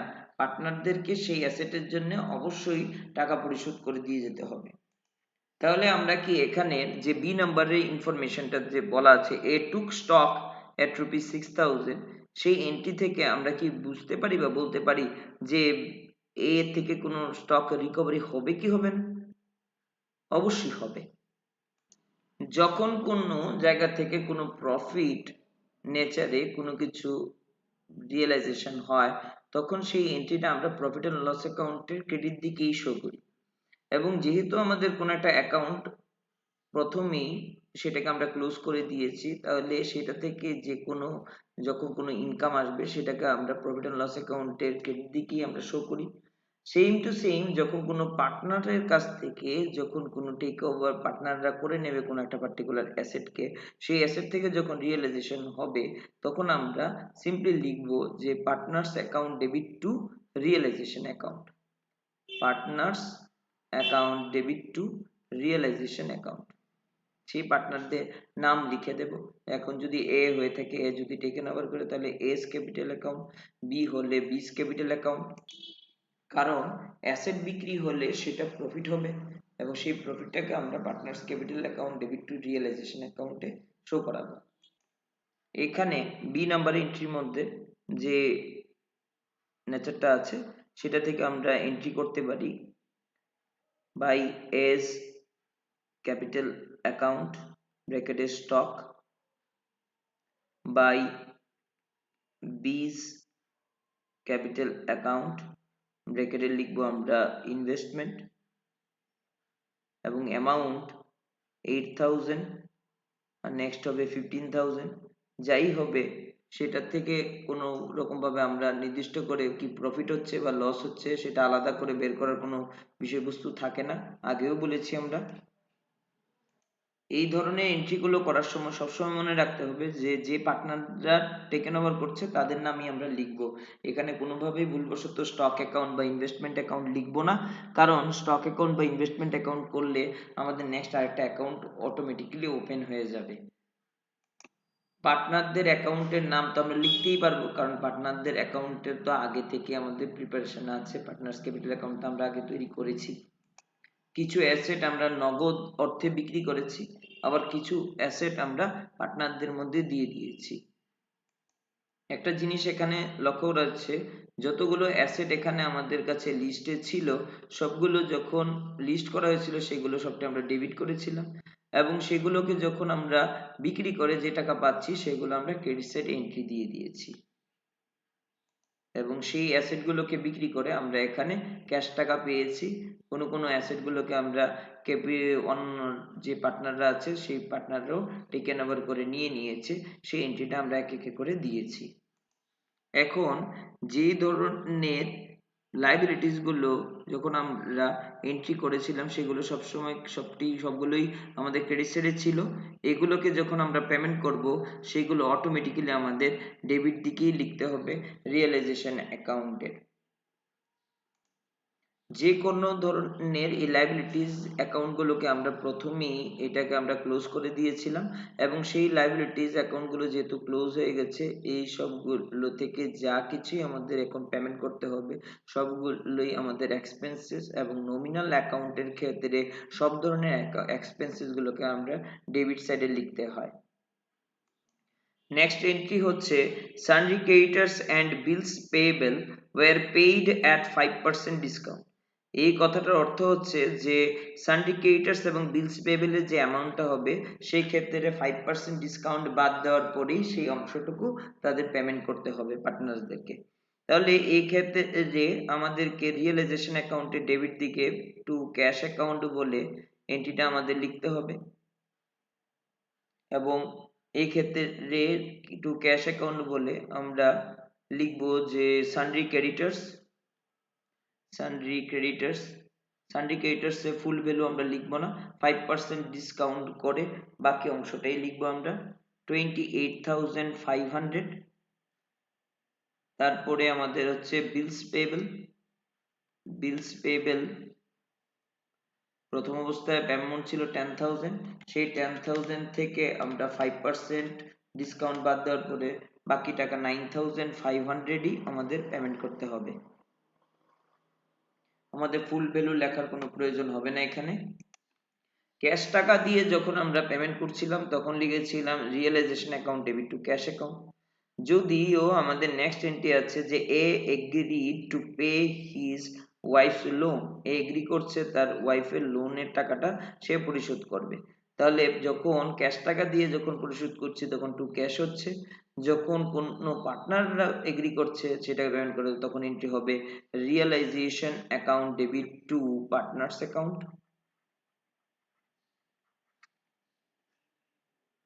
ফ্রিতে কোনো হিসাব হবে না, যে পার্টনাররা পেমেন্ট করবে সেই পার্টনারের নাম দিয়ে আমরা ক্লোজ করব, যে realisation account debit to partners account. যে পার্টনার নাম থাকবে সেই পার্টনারের নাম লিখবো। এখানে এ এর নাম আছে, তার জন্য এ যেহেতু এগ্রি করছে তার ওয়াইফের লোনের টাকা পরিশোধ করবে, তার জন্য আমরা লিখবো realisation account debit to A's capital account. তাহলে আমরা এখানে রিয়েলাইজেশন অ্যাকাউন্টের ডেবিট দিকে এন্ট্রি লিখবো টু এস ক্যাপিটাল অ্যাকাউন্ট, ব্র্যাকেটে লিখবো এজ লোন, এবং তার অ্যামাউন্ট দাঁড়াচ্ছে আমাদের 18,000। এখানে যে 18,000 সেই ভ্যালুটার কথা হচ্ছে। তারপর নেক্সট এন্ট্রি আছে রিয়েলাইজেশন এক্সপেন্সেস অ্যামাউন্টেড টু ₹2,000, সেই 2,000 এর অ্যামাউন্টটাকে আমাদের ক্যাশ টাকা দিয়ে পরিশোধ করতে হবে। তার জন্য রিয়েলাইজেশন অ্যাকাউন্টের ডেবিট দিকেই আমরা লিখবো টু ক্যাশ অ্যাকাউন্টের ঘরেই আমরা সেটা লিখে দেব রিয়েলাইজেশন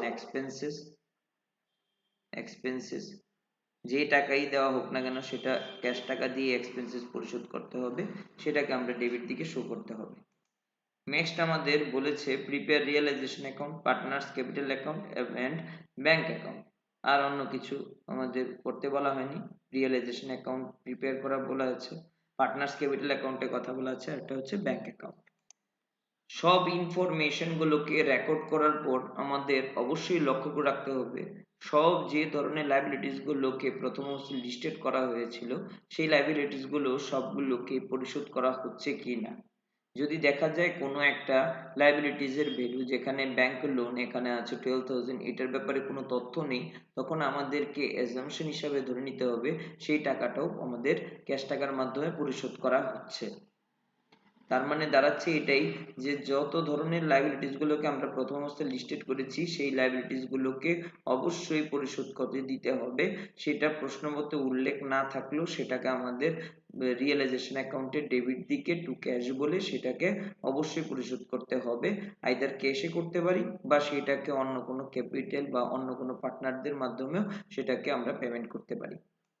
এই কোশ্চেন এর মধ্যে চারটি সোর্সের যে পেমেন্ট করার কথা ছিল সেই চারটার মধ্যে থেকে তিনটের কথা আমরা জেনে গেছি, সানডে ক্রেডিটর্স, বিলস পেবল এবং এক্সপেন্সেস এর কথা, বা অন্য যা যা ছিল মেসেজ এজ লোনের পরিশোধ করার কথা সেগুলোর কথা আমরা জেনে গেছি।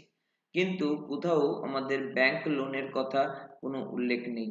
সেই ব্যাংক লোনের তথ্য যেহেতু আমাদের কিছু বলা নেই, সেটাকে আমাদের অবশ্যই বুঝে নিতে হবে যে এটা কিরকম ভাবে আমরা এন্ট্রি করব।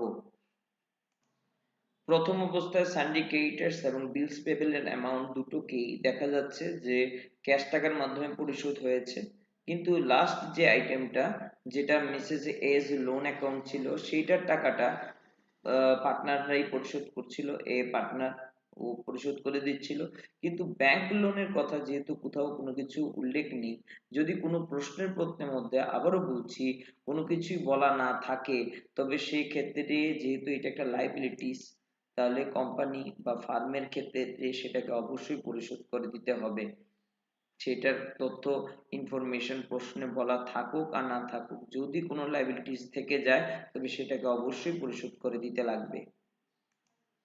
তার জন্য আমরা এখানে ব্যাংক লোনের ইনফরমেশনটাকে আমরা ব্যাংক লোন লিখে দেব এবং পুরো 12,000 টাকা, সে পুরো 12,000 টাকাই আমরা লিখবো। কোনো রকম ভাবেই সে 12,000 টাকা থেকে 1 টাকাও কমানো সম্ভব হবে না। এবং এখানে 28,500, 9,500, 2,000 প্লাস 12,000 সম্পূর্ণ অর্থে 52,000 হচ্ছে ক্যাশের মাধ্যমে পেমেন্ট হইল। এই ক্ষেত্রে যদি কোনো অ্যাসেটের ভ্যালু যদি কোনো অর্থে কোনো প্রশ্নে উল্লেখ না থাকে, কোনো একটা অ্যাসেট যদি টোটালি বাদ হয়ে যায়, তখন আমরা ধরে নেব সেই অ্যাসেটের কোনো আর ডিস্ট্রাক্ট হয়ে গেছে এবং সেই অ্যাসেটের কোনো আর রিসেল ভ্যালু নেই, তার জন্য আমাদের কোনো এন্ট্রি করার প্রয়োজন হবে না। কিন্তু যদি কোনো লায়াবিলিটিস এর অংশ বাদ থাকে, সেই লায়াবিলিটিস এর অংশকে অবশ্যই আমাদের সেটাতে এন্ট্রি ইনফরমেশন দিয়ে দিতে হবে এবং সেটাকে ক্যাশ পেমেন্ট হিসাবেই কনসিডার করা হবে। আমরা এখান থেকে রিয়েলাইজেশন অ্যাকাউন্ট থেকে টোটাল ইন্ডিভিজুয়াল ভাবে কোনো প্রফিট বা কোনো লস আমরা বের করব না, আমরা একটাই ক্যালকুলেশন করে নেব। সেই ক্যালকুলেশন থেকে আমরা দেখে নেব যদি আমাদের টোটাল ক্রেডিট সাইডের অ্যামাউন্টটা যদি বড় হয় তবে আমরা ধরবো সেখানে প্রফিট হয়েছে। যদি দেখি আমাদের ডেবিট সাইডের এন্ট্রি ইনফরমেশন গুলো সবটা এগ্রিগেট ভ্যালু ক্রেডিট সাইড থেকে বড় হয়, সেটার জন্য আমাদের লস হবে। সেই একটা ক্যালকুলেশনের মাধ্যমে আমরা জেনে যাব ওভারঅল ফার্মের টোটাল কতটুকু প্রফিট হয়েছে বা কি লস হয়েছে। তার জন্য কোনো রকম ভাবে ইন্ডিভিজুয়াল ওয়েতে কোনো প্রফিট বা কোনো লস আমাদের ক্যালকুলেশন করে বের করতে হবে না।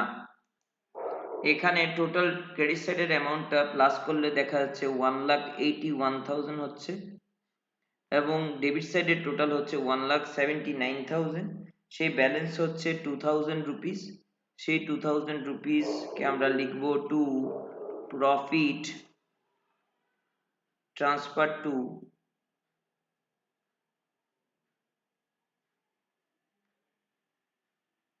এ অ্যান্ড বি এবং টোটাল ভ্যালু থাকবে 1,81,000।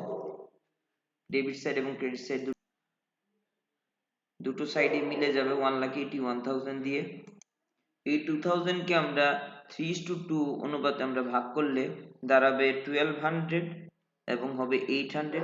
টোটাল এগ্রিগেট ভ্যালু হবে 2000 এবং সেটাকে আমরা profit transfer two A's capital এবং বিস ক্যাপিটালে সেটা ভাগ করে দেব। আমরা যখনই এই পার্টিকুলার প্রবলেমটাকে সলিউশন করছিলাম, এখানে আমি রিফ্লেকশন দিয়ে রেখেছিলাম, দুটো আইডেন্টিফিকেশন মার্ক দিয়ে রেখেছিলাম, যেগুলো থেকে আমাদের রিকভারি এন্ট্রি এবং যেগুলো পেমেন্ট হচ্ছিল সেটা অ্যাকচুয়ালি সেটা হচ্ছে আমাদের অ্যাডজাস্টমেন্ট এন্ট্রিগুলো। সেটা আমরা ক্যালকুলেশনগুলোকে করে নিয়েছি, ট্রানজ্যাকশনগুলোকে কীরকম ভাবে হয় সেটা করেছি। এই অ্যাডজাস্টমেন্ট এন্ট্রি যখনই হয় সেটা আমাদের আবার দুটো দিকে এন্ট্রি দিতে হয়। একটা সাইডে আমরা এন্ট্রি দিয়েছি, তার অপোজিট আরেকটা এন্ট্রি রয়ে গেছে, সেগুলোকে আমরা আমাদের পার্টনার্স ক্যাপিটাল অ্যাকাউন্ট এবং ক্যাশ অ্যাকাউন্টের মধ্যে ট্রিটমেন্ট করব, করে আমাদের সেই অ্যাকাউন্টগুলোকে মেলাবো। এখন অবধি আমাদের রিয়েলাইজেশন অ্যাকাউন্ট আমাদের কমপ্লিট হয়েছে, পার্টনার্স ক্যাপিটাল এবং ক্যাশ অ্যাকাউন্টটাকে আমরা এখন করব। এখানে আমাদের টোটাল 52,000 যে অ্যামাউন্টটা ছিল সেই অ্যামাউন্টটাকে আমরা লিখেছিলাম টু ক্যাশ অ্যাকাউন্ট বলে রিয়েলাইজেশন অ্যাকাউন্টের ডেবিট দিকে। সেই অ্যামাউন্টটা ক্যাশ অ্যাকাউন্টের ক্রেডিট দিকে লিখবো বাই রিয়েলাইজেশন অ্যাকাউন্টে 52,000। তারপর এখানে আছে টু এস ক্যাপিটাল অ্যাকাউন্ট, যেটা এস লোন অ্যাকাউন্টটা এ পরিশোধ করে দিয়েছিল, সেইটাকে আমরা আমাদের পার্টনার্স ক্যাপিটাল অ্যাকাউন্টের ক্রেডিট দিকে লিখব বাই রিয়েলাইজেশন অ্যাকাউন্ট এবং এর ঘরে আমরা সেটাকে লিখব 18,000। তারপর আমাদের এখানে আছে 88,000 টোটাল রিয়েলাইজেশন অ্যাকাউন্টের ক্রেডিট সাইডে, এটাকে আমরা ক্যাশ অ্যাকাউন্টের ডেবিট দিকে লিখব টু রিয়েলাইজেশন অ্যাকাউন্ট 88,000।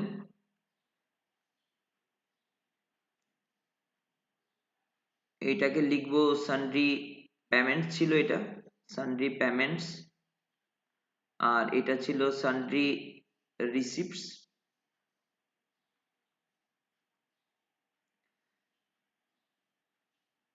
তাছাড়া ছিল by A's capital account stock, যেটা ছিল পেমেন্ট করা হয়েছিল, সেই রিয়েলাইজেশন হয়েছিল 8,000 এবং 15,000 বির ঘরে, সেটা আমরা লিখবো to realisation account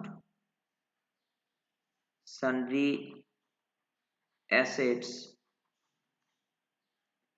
8000 and next লিখবো 15000। এখানে বাই রিয়েলাইজেশন অ্যাকাউন্ট লিখে ব্র্যাকেটে মেসেজ এজ লোন লিখে দেব, বিট ঘরে কিছু হবে না। আর এদিকে বাই রিয়েলাইজেশন অ্যাকাউন্ট লিখে যেটা প্রফিট হয়েছিল সেই রিয়েলাইজেশন থেকে সেই প্রফিটের অংশটা 1200 এবং 800 বলে এ এবং বির ঘরে লিখব। এখন আমরা প্রত্যেকটা এন্ট্রির এক একটা পোস্টিং করে দিয়েছি। এই জায়গা থেকে আমরা দেখতে পারবো পার্টনার্স ক্যাপিটাল অ্যাকাউন্ট থেকে বুঝতে পারবো কোন পার্টনারে কতটুকু অ্যামাউন্ট আছে ক্যাপিটালে এবং সেই অনুসারেই সে টাকা পেয়ে যাবে। যেই পার্টনারের যেরকম ক্যাপিটালের ব্যালেন্স থাকবে সেই ব্যালেন্স অনুসারেই তারা টাকা পাবে। কোনো পার্টনার বেশিও পাবে না, কোনো পার্টনার কমও পাবে না। তার অ্যাকাউন্টে যেটুকু টাকা ব্যালেন্স থাকবে সেই অ্যাকাউন্ট অনুসারেই সে টাকা পাবে। টোটাল এর অ্যামাউন্ট আছে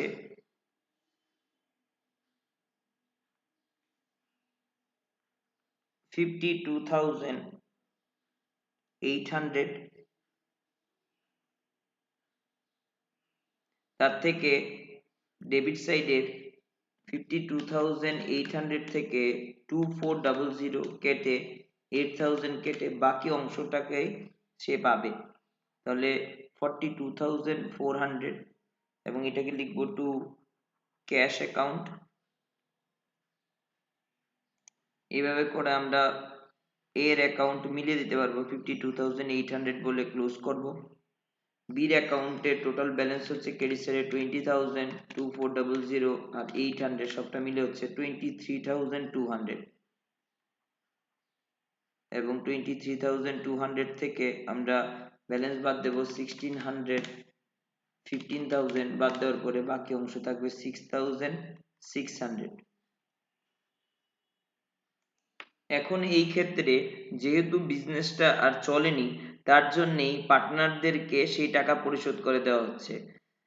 সেই ক্ষেত্রে partners capital account debit to cash account বলে 42,400 এবং 6,600 এর এন্ট্রিটা আমরা ব্যালেন্স ফিগার বেরিয়েছে।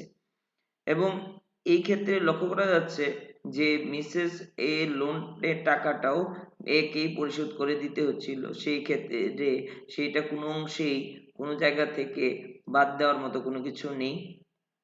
এবং এই ক্ষেত্রে ক্যাশ অ্যাকাউন্টেও আমরা ক্রেডিট সাইডে লিখবো বাই এজ ক্যাপিটাল অ্যাকাউন্ট 42,400 এবং বাই বিজ ক্যাপিটাল অ্যাকাউন্ট হবে 6,600। এখন আমরা টোটাল ব্যালেন্স দেখব, দুনো সাইডেই আমাদের অবশ্যই মিলবে। এখানে ডেবিট দিকে আছে 13,000, 88,000, টোটাল আছে 1,01,000 এবং ক্রেডিট সাইডে আছে 52,000 প্লাস 42,400 প্লাস 6,600 সব মিলিয়ে হচ্ছে ক্রেডিট সাইডেও 1,01,000। এভাবে করে আমরা ক্যাশ অ্যাকাউন্ট মিলিয়ে দেব। এই পার্টিকুলার প্রবলেম থেকে এটাই বোঝা যাচ্ছে রিয়েলাইজেশন অ্যাকাউন্টে যখন আমরা ব্যালেন্স টেনেছি সেই ব্যালেন্সের অংশটা আমাদের পার্টনার্স ক্যাপিটাল অ্যাকাউন্টে গেছে এবং পার্টনার্স ক্যাপিটাল অ্যাকাউন্টেও যখন আমরা ব্যালেন্স করেছি সেটা ক্যাশ অ্যাকাউন্ট বলে লিখেছি, ক্লোজ করেছি। সেই ক্যাশ অ্যাকাউন্টে যে ক্লোজিং অ্যামাউন্টগুলো ছিল 42,400 এবং 6,600 এ এবং বির ক্যাপিটাল বলে সেটা পেমেন্ট করা হচ্ছিল এ এবং বি কে। সেই অ্যামাউন্টটা দিয়ে যখন আমরা ক্যাশ অ্যাকাউন্টটা মিলিয়ে দিচ্ছি এবং ক্যাশ অ্যাকাউন্টে বোথ সাইড যেহেতু মিলে গেছে দেখা যাচ্ছে ওই অ্যাকাউন্টের আর কোনো টাকা বাকি নেই এবং এটা বুকস অফ অ্যাকাউন্টস মিলে গেছে। যেহেতু কোনো রকম ভাবে কোনো অংশতে আর কোনো ব্যালেন্স রইল না ক্যাশের ঘরে, তার জন্য বুকস অফ অ্যাকাউন্টসটা এখানেই ক্লোজ হয়ে গেছে।